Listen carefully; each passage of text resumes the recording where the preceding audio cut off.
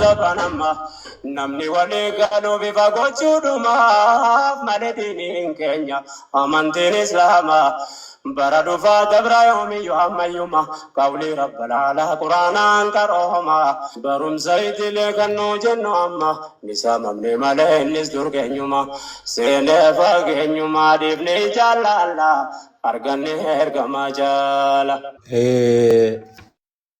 Irra ijoollee dargaggeessaatu as keessa jira.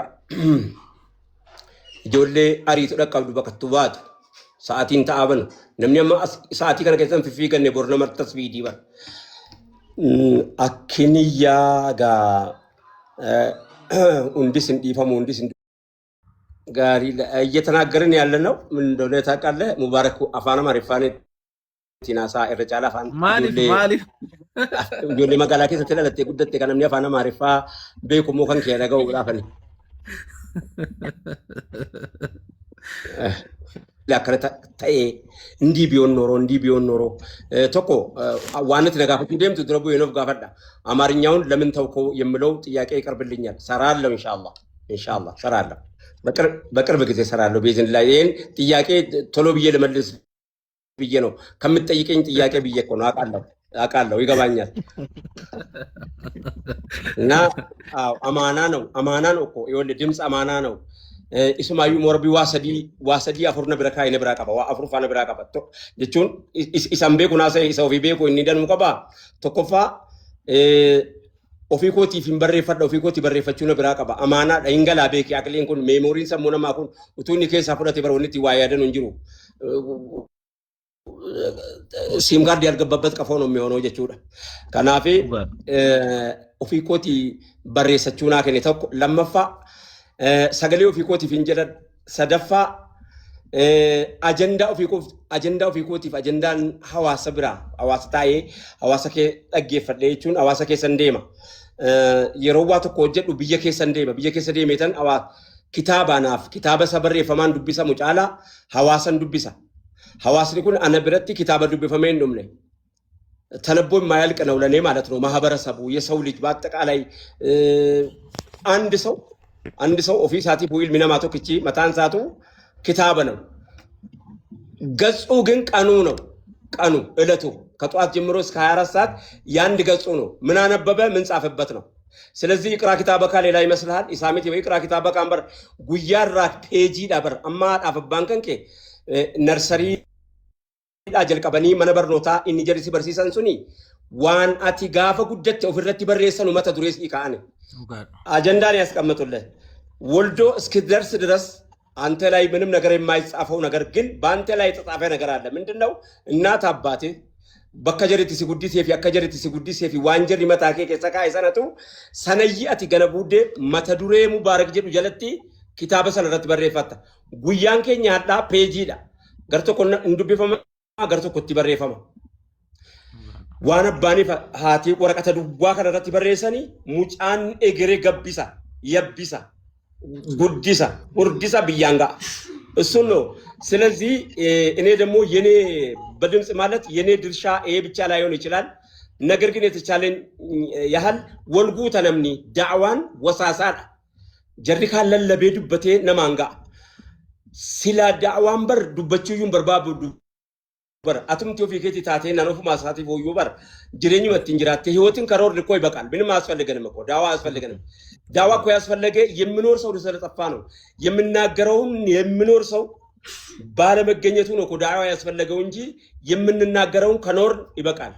ከናፍ አስራይ ዋናማው ወናው ጀታቱር ኬሳ ማለገር ማደጎጎር ማልጉፈን ማልሙፈቺፍ ጀቹ ወልጋፈታ ጅራ ሙባረክ ማሊፍ ጀናን ዑመር ከጣብትዩ ሂሳበከ ሰነዱ መጎረዳ ጀደ ኡቱሲን ሂሳበምን ለጌም ፍርድ ቤት ሳትቀርብ ዛሬው ፍርድ ቤት ራስን አቀርብ የሚለው ነው።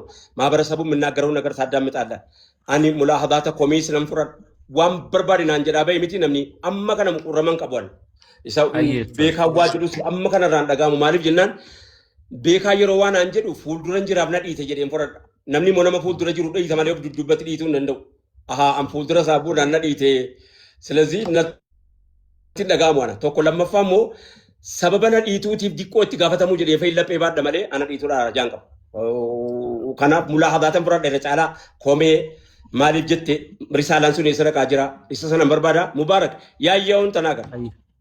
Ay ustaz haqiqatti galatoomii duraan durse sagantaa akkana open godhanii carraa kennanii ummanni yaada isaa akka kennu gochuu jechuun wanta guddaadha. Sirraa wanta guddaa ni baradha ofii kootti jechuudha. Barumsa guddaan fudhadha. Maa inni wanta tokko namni kaayyoo kooti jedhee karaa jalqabee sana hanga daangaadhaan gahutti sirriitti itti fufuu akka qabu sirraa barumsa guddaa fudhanneera. Karaa nashiidaatiin da'awaa goona warri jedhanii sochii jalqaban gidduutti hafan baay'een jira. Ati garuu hanga har'aatti hatta fuulduratti illee ganaa na wajjadheettee waadaa nuu seenaa jirta. Kana barumsa guddaa sirraa fudhanna.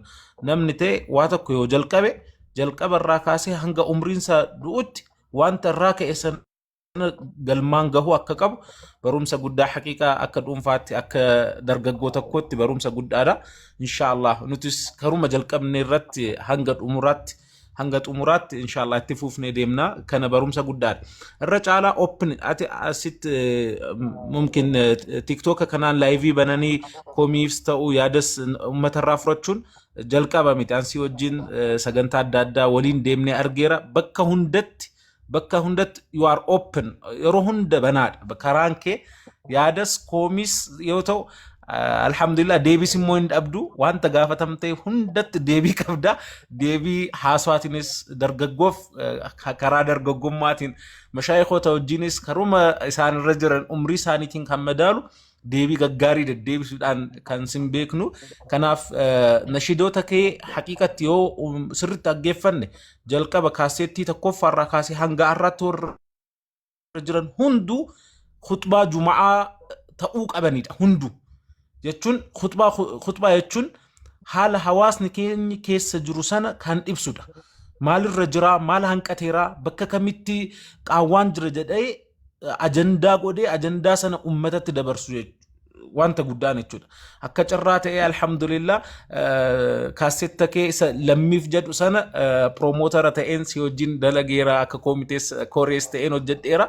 Sana keessattis barumsi ummataafis hawaasaafis akkasumas immoo walumaa galatti saba keenyaaf wanta ergaan darbuu qabu qaama inni itti gaafatamaa ta'e hundatti exactly to the point geessuun danda'ameera jedheen yaada karaa kootti. So ati ajandaa kaaseettiidhaan kaastee hoggaan nutti kennitu kana imaamoonni keenya akkasumas immoo khutbaa irratti ajandaa go'anii kaasuun dirqamadha. Waa'ee ijoollee guddisuun, waa'ee fuudhaaf heerumni, waa'ee siiraa sahaabota yookiin immoo seenaa isaanii siiraa nabii Muhammad sallallahu alaihi wasallam akka hatta wallahi umrii haati kiyya hanga har'aatti wanta diinii eessaa baratte yoo jedhamte tokko masjida irraa da'awaa sanbata guddaa masjidatti dhiyaatura. Lamaffaa kan keessu yeroo hunda kaaseetta ustaaz Raayyaatti barumsa guddaa ilmii guddaa haadhoon keenya abbaatoon keenya ta'anii kitaaba qaraa'uu ilmii qaraa'uu hin danda'an. Garuu bakkuma jiratti ta'anii CD sana kaaseetta sana aggeeffachuudhaan qofa islaamummaa isaanii baruu danda'aniiru. Kun jijjiirama guddaadha. Aloota keenyaaf warri kaanis bu'uura guddaa keessee darbiseettaa yookiin immoo kaa'aa jirtaa fuuldurattis ganaan keessaa inshaallah itti fuufaa jabaadhu. Baay'ee si jaalannaa wallahi laazim duuba kee taanee du'aa'iidhaan yeroo hunda rabbi sirraa haqee balu. Gaafa kaasetta kee tokko aggeeffannu wallahi laazim utuu du'aa'iin godhiin aggeeffadheen beekwaan. Innaan aggeeffadhu yeroo hunda du'aa'ii siin godha. Rabbi akka sadaqaa jaariyaatti siif haa lakkaa'u. Rabbi jannata keessatti kan ragaa sii ta'u rabbi siif haa godhu. Baay'ee sin jaalladha ustaaza keenya rabbi si haa eegu. Hayyee galatoomee ulfaadhu hayyee nama 4,400 irratti ergaa muhimmii tokko kan hafuu hin qabne tokko kan yookaan kaasettiidhaan isin haasa'in haasa'achuun barbaada. Dabarfachuun barbaada. Wanni ni haasa'uu barbaadu maal inni ሁሉም እስላም ነው ተብሎ ሲባል የተከፋፈልነው በስንት ነው እንደሆነ ቁጠሩት እናንተ ችግር የለውም። ገሪኒ አቂዳ ቆፍቲ ኬሳ ዱቅፈቴቲ መቃባፈቴ መቃሞጋፍሰኒ ፊው ካኒ ምዕራባውያን የሰየሙንን ስም ስለምንወስ እነሱ በሰየሙን ስም ለመጠራት ዋብያ ብለ ጥራው መቃፍረቴ አቺባ እኒ ተኮ ዋብያ ጅራምቲ akka aqiidaa wasaxaa aqiidaa jiddu galeessaa nama walii galchuu aqiidaa silaa osoo silaa lafarra bu'ee jireenya ta'ee bu'aa guddaa isaa buusuu danda'u maqaawaa biyyaa jedhamu yeroo achi ba'u yeroo muwaas deebitee jettu mahabba jaalala waliif qabanu mashaayika kabajuu hayaa sheekotii jabaa jabeeffachuu immoo mahabbaa walii qabanu mahabbaa dhugumaa mahabbaa haqiiqaa isa wareegama walii kaffalan immoo suufiyyaa fudhatee achi ba'e. Kan bakka biraa jiraachuu hin dandeenye bakka biraa keessatti ati nagarre. Sigalee warri silaa suufiyyaa jedhamu immoo mahabba jireenya jaalala obbolummaa jarri waliif qaban yookaan mashaayika ofiitiif kabajaa qaban isa du'e isa jiruuf mahabbaa isa sana fudhatanii achi ba'anii bakka lamatti baane lama jedhe. Uffataan rigaa maqaa moggaafatee inni kan salafii jedhee achi ba'e sadii jedhe. Mana daadhii keessa seenee daawaa godhee ummata ta'aabee cinqamee hawaasa bakka fokkiftuudha achi as baasuu tabliiga fudhatee achi ba'e. Agartee inni kaan immoo maqaa isaa baluu jechuun barbaanne alaamaa bichaa bacinqallaatu yaa naggabee dammaadha. Alaamaa'u gib ziigaanoo kan jedhu. Sigalee bakka shan akkanaatti banee jira. Shananuu immoo islaama garma nagar. Nama tokko irratti yoo walitti qabame malee በአንድ ሰው ላይ ካልተገኘ በሱፍያ ስም ጠራ ማህባር ሰበራሱ ያለው ነገር እንዳለው ነው። ዋብያው አቂዳ ወሰጥ ስም የሰየሙንን ነው የምንጠራው። ሁሉም ግን ሰብስቤ ካደረከው አንዱ በአንድ ላይ ከተሰበሰበው አምስቱ እስላም ሙሉ ይሆናል። እሱ ነው እስላም ሙሉ የምንሆነው ያኔ ነው። ጉቱ ከኑቲታ ነው የሮሰን አበር ጁዲስ ተብሊጋ ሪጋ ወፈና ተልፈና በበሬፈና ወራ ማሊ ሰለፊዮ ፊንጀዱ ማሎቃንሳ አቂዳ isa sila waabiyyaadha jedhamu keessaayis aqiidaa wasaxaa walii galchuu keessatti masalaa adda addaa fatwaa adda addaa waan godhamee jaa'iza godhamee jiru keessatti juudii tabliigaa woo walitti qabanneyyi islaama guutuu taanaa biibi. Kanaaf ichinyawaa ይህን አንድ ላይ ከሰበሰብነው ነው ሙሉ እስላም የምንሆነው። አሁን አምስት ቦታ የተበተነው አምስቱንም ነገር የየራሳችን ይዘን ወተን ነው። አምስቱ አንድ ላይ ካልመጣ እኮ ሙሉ አይሆንም።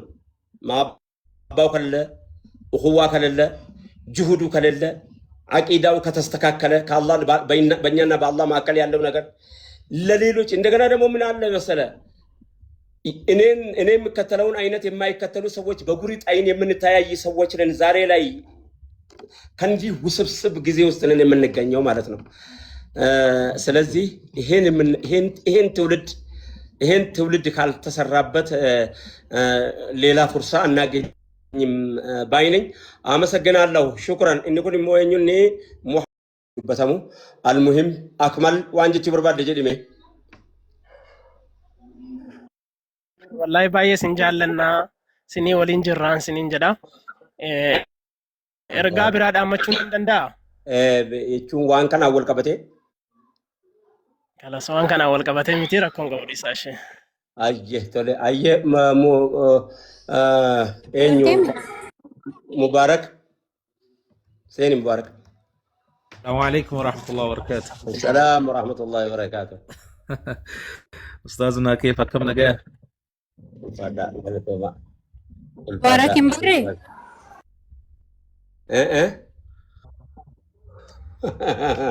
مبارك آدم سيدا ni asirtaa inni shawwadu. Mubaarak Adam akkam nagaa jirta? Naguma fayyaa keessanii?